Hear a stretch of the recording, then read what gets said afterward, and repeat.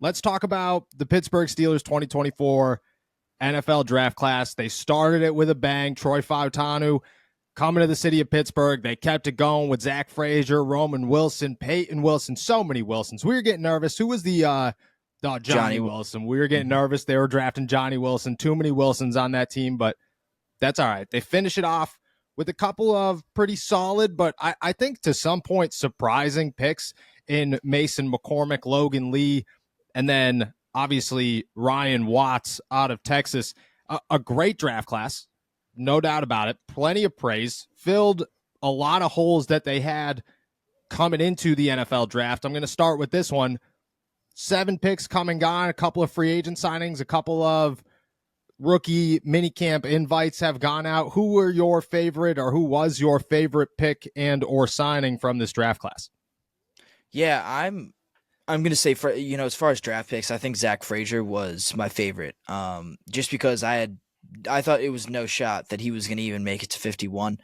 So the fact that they didn't have to move up, didn't have to give up anything, and they were able to land a guy who many thought was the best center in this draft. That was a sentiment that started to pick up some steam heading into the weekend, and the Steelers were able to get him for nothing, which, obviously he was a draft pick, but that was, I expected them to have to move up pretty substantially in order to land a guy like him. I was really concerned. I loved the Fatanu pick, but I was concerned. I was just thought, okay, what's the plan at center? You got to move up. You're going to have to be able to move up to land either Graham Barton or Zach Frazier. And then, outside of that, like, how sure are you that any of these other guys, Jackson Powers Johnson as well, if you wanted to get him too, if you were interested in landing any of those guys, I assumed that you had to move up. So to not have to do that and still be able to land Frazier is a home run, the home run of all home runs in my book. And I think as far as undrafted guys, Beanie Bishop, definitely my favorite. It feels wrong picking the 2 West Virginia guys, but I was really, really excited to see that they were able to get Beanie Bishop. I think he's a really good player. I think he's got some versatility. Probably your slot guy at this point. As much as I love Ryan Watts, I'm not sure if he's. I think Beanie Bishop just might be better, and I feel like he might be the better candidate to start or play a lot pretty soon. Yeah. So the Zach Frazier thing, agreed. We were sitting there throughout the entire weekend of the draft, especially on day 2. Like, once Jackson, and we talked about this on Saturday, once Jackson Powers Johnson went off the board, we were immediately like, okay, they got to make a move. Here it is. And even Omar said, like, hey, part of this is you got to be patient the whole time. Like, you got to practice patience. You just kind of get a feel of it. To wait it out for Zach Frazier was a ballsy move that worked out so well for the Pittsburgh Steelers. Like, to not give up any draft capital and come away with the 3rd best center in this draft, and a guy that, some people are saying might be the best center in this draft. Like, that's massive. And then to start it off with Troy Fautanu, that's like, your offensive line just got so much better, and you didn't have to do anything about it. You just sat where you needed to sit and to get that guy.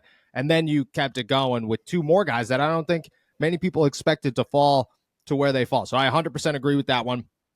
My favorite pick in this draft is probably Roman Wilson. Zach Frazier and Troy Fautanu are like the easy answers, so I'm going to try to give a curveball here. I think I agree with Zach Frazier. Troy is ridiculous. The whole draft class, but the offensive line as a whole is massive. But I'm going to switch it up. I'm going to go Roman Wilson. I think Roman Wilson has the ability to really be anybody that he wants. People are comparing him to Hines Ward. I think this guy could quickly turn into a Cooper Kupp in the NFL that could play the inside, play the outside, is great route runner, is super physical, can do it all on a football field, reliable hands, great instincts, especially near the red zone. I look at Roman Wilson as a guy that you could be like, George Pickens is your wide receiver 1 right now, and I agree with that, but I think Roman Wilson has the ability to be the guy that you could build an offense around, like a passing game around, at least, where you could look at it and say, we have the ability to move him anywhere we want to move him and make it work, and therefore we could utilize George Pickens for his strong skill sets, and we could add one more to utilize him for his strong skill sets. But Roman Wilson could be the chess piece in this passing game. I think he's got that type of upside. I'm a massive fan of Roman Wilson and what he brings to the Pittsburgh Steelers and what he's going to be able to bring long term to the Pittsburgh Steelers. Plus, just an immediate thing. I mean, if the Steelers are going to run the football, and they are going to run the like, you don't build an offensive line the way that you just built an offensive line for the Pittsburgh Steelers and say, oh, we're going to throw the football all the time. You're going to run the football, and to have Roman Wilson, who might be the best blocking wide receiver in the NFL draft, I mean, that's a massive gain for the Steelers. And then signing wise, I mean, Beanie Bishop's the easy one. Like, yeah. I agree with you 100%. That dude is a stud. I am shocked that he did not get drafted.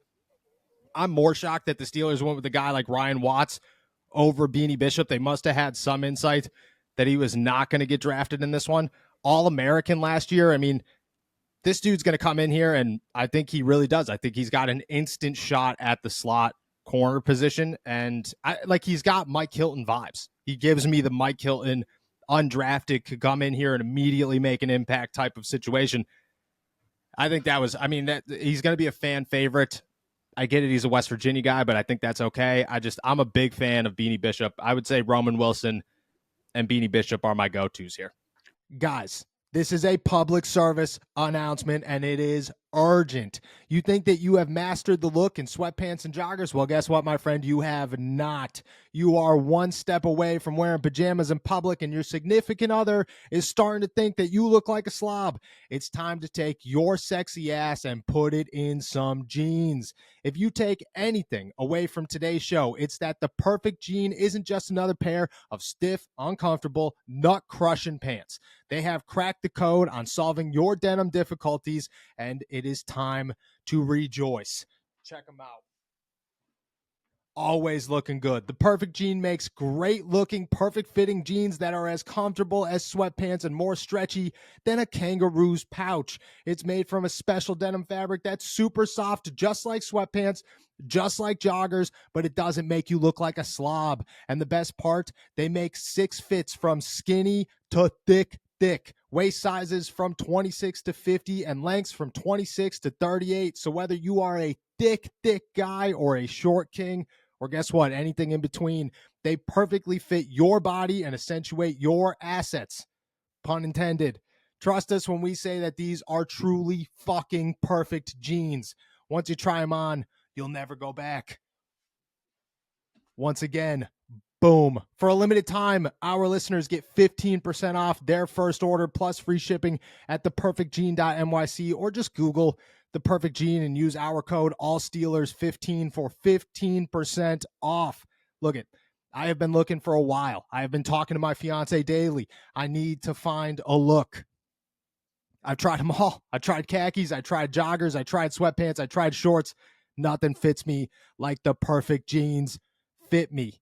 The Perfect Jean doesn't just stop there, though. They've revolutionized t-shirts as well. The Perfect Tee has just enough stretch to hide the beer belly while accentuating your arms and chest for that flawless look. It's soft like butter without shrinking in the wash like all your other t-shirts. It's just, perfect. The Perfect Jean always has free shipping, always has free exchanges, and always has free returns. So you can have peace of mind knowing that your order is completely risk-free. It's finally time to stop crushing your balls in uncomfortable jeans by going to theperfectjean.nyc. Our listeners get 15% off your first order plus free shipping, free returns, and free exchanges when you use our code ALLSteelers15 at checkout. That's 15% off for new customers at theperfectjean.nyc with promo code ALLSteelers15. After your purchase, they'll ask you where you heard about them. Please, please, please give us some support and tell them that we sent you. Fuck your khakis and get the Perfect Jean. The theme of the weekend was getting guys well past where they were kind of projected to go, where they probably should have gone. I mean, like even Fatanu all the way down to Bishop. I mean, none of these guys I think were expected to be in the positions that they were when the Steelers drafted them. And I think everyone kind of expected a trade at some point, and there just wasn't. It was a somewhat, not a boring draft, that's the wrong word, but it was a I don't know, for at least the Steelers, it was pretty ordinary, you know? Yes. Like nothing crazy happened. It was just good players falling to them at positions where you didn't really expect them to fall to them. and that applies even to a guy like Bishop in the undrafted free agent kind of market. Yeah, I agree. We expected more excitement, I would say. It didn't happen, and it still turned out to be, I think, a better draft class than anybody could have expected this draft class to turn into. Nick, I'm going to send it to you again. Your favorite draftee and or signing this past weekend? I mean, my favorite draftee is a little chalk. It's Fautanu, but not just because you bring in a guy that's immensely talented, not just because you bring in a guy that can play multiple positions, but you also put yourself in a position to get more out of your first round pick from last year. You put Broderick Jones back where he's supposed to be, and all of a sudden that one pick turns into something that could help your line in two different spots. But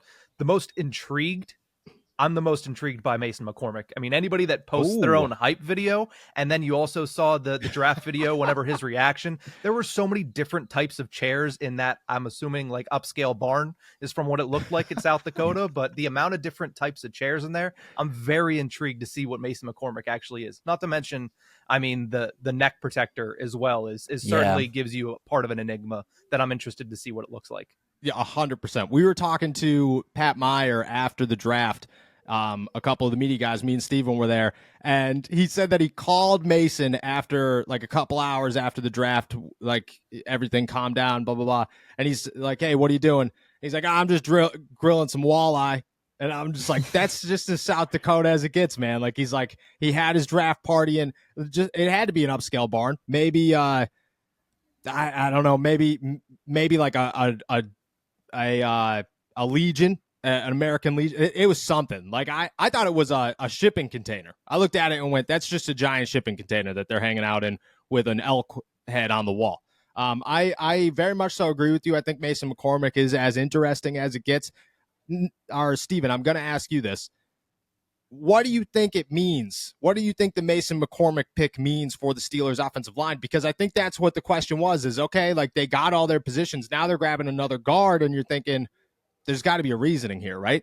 Yeah, I think the Mason McCormick pick is really interesting. I'm glad you asked about this, because I was kind of thinking the same thing throughout this weekend, and then when I woke up again this morning, like Isaac Seumalo, been very good for them. Yes. And been pretty durable too. Like, hasn't missed. I don't think he missed a game last year. He was sitting out of practices sometimes for vet days, but that's pretty standard. That's not surprising at all for a guy his age.